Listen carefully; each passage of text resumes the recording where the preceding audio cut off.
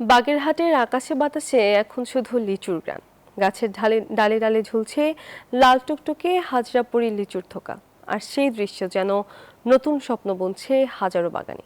স্বাদ, গন্ধ ও রসালো মিষ্টতায় লিচু এবার বাম্পার ফলনে কৃষকের মুখে ফুটেছে স্বস্তির হাসি। কৃষকরা বলছেন, পোকা দমন করতে পারলে লিচু চাষের জন্য প্রসিদ্ধ স্থান হবে বাগেরহাট।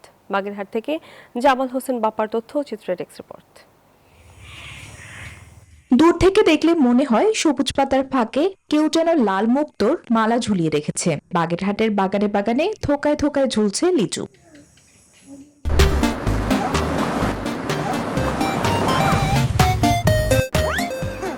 গত কয়েক বছরের তুলনায় এবার ফলন অনেক বেশি এবং গুণগত মানও ভালো বলছেন বাগানীরা। ফলনে খুশি শ্রমিকরাও।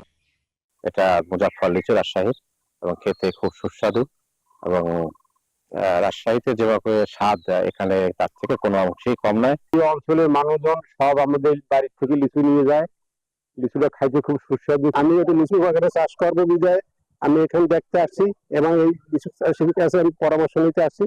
বাগান থেকেই লিচু কিনে নিয়ে যাচ্ছেন ক্রেতারা। বিষমুক্ত এবং অর্গানিক লিচু আমি লোক মুখে শুনে নিজের চোখে দেখতে এসেছি এবং আমি আমার বাচ্চার জন্য অর্গানিক লিচু কেনার জন্য এসেছি।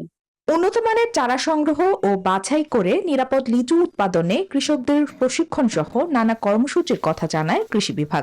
বিভিন্ন প্রশিক্ষণের মাধ্যমে তাদেরকে সহযোগিতা প্রদান করছি যে কিভাবে নিরাপদ লিচু আমরা উৎপাদন করতে পারি।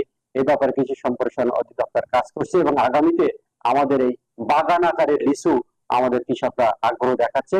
চলতি মৌসুমে বাগেরহাট জেলায় 65 হেক্টর জমিতে লিচুর আবাদ হয়েছে। এতে লক্ষ্যমাত্রা নির্ধারণ করা হয়েছে 450 metric ton. Desk report, news 24।